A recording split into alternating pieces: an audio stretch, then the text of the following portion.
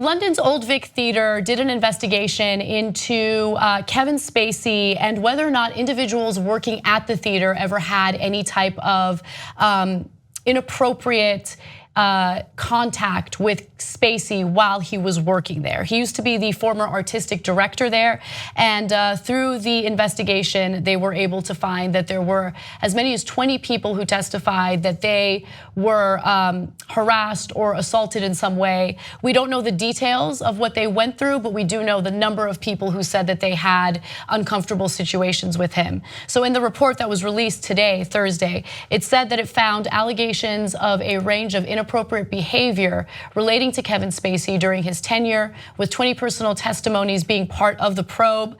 Also, its trustees apparently knew nothing about these allegations until this investigation was conducted, but none of the allegations were made by people who had been minors at the time.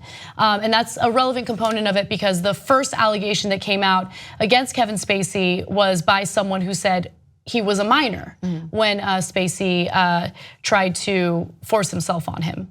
So it's, again, the floodgates are open and more allegations are gonna come forward, not just about Spacey or the people that we've already heard about, but there are gonna be new allegations about new people in various professions.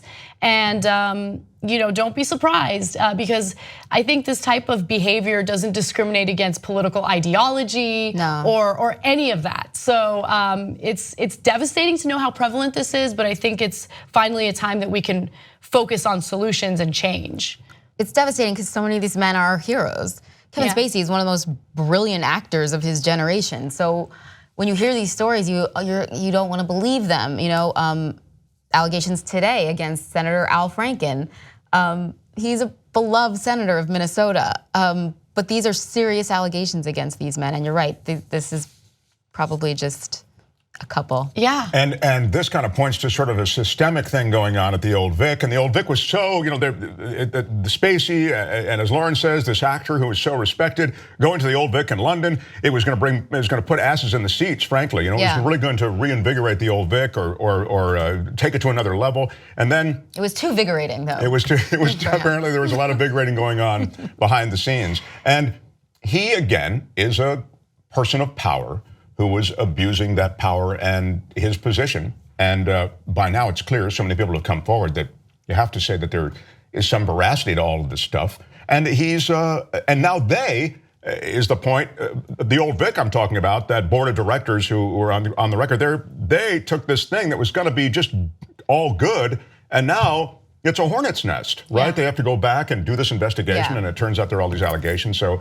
it's a mess. But yes, it falls in the category of another powerful guy taking advantage of his position. I'm so happy that they did the investigation, right? Because they realized, oh wait, this guy was our artistic director for a while, and there could have been people who were victimized, in our group. Like, we need to make sure that that didn't happen, and if that did happen, we need to do something internally to make the environment safer for the people who work with us. And so they are taking action. And they outline some of those actions in their report. They will appoint guardians from across the board and a wider organization to champion best practices and be a first point of contact for those who don't want to reach out through formal channels. So there's usually like an issue with, just go to HR and report it to HR. And then oftentimes the HR department will go ahead and protect the perpetrator. Sure. And so they're trying to find a way around that. They also want to spend time with those who work here to create an okay, not okay set of cultural expectations for all to understand and own. So having a dialogue about it and making sure that people are abundantly clear about what is and is not okay. This isn't a right or left issue, but it's also not just an American issue. I mean, Great Britain is also struggling with accusations against sexual misconduct in Parliament. They had a member of the Welsh Parliament who had accusations against him, but they were never made public, not only to the public, but to him as well. And he suffered because of that and ended up killing himself. So these are really serious times we're in, and as a journalist, it's hard for me to say, these, go with an allegation before we have any evidence or before anyone's been proven guilty. But in these cases, because there was no one to report it to, because there was nowhere to go, unfortunately, that's all we have are allegations. And when you have in mass 80 women coming forward.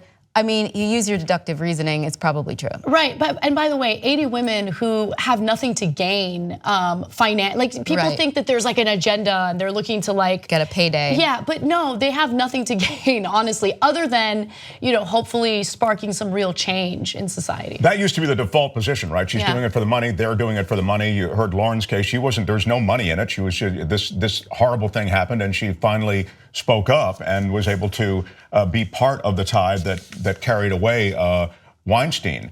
But there's another thing going on here, and you touched on it, Anna, and that is that the institution, the tendency is for them to protect themselves, right?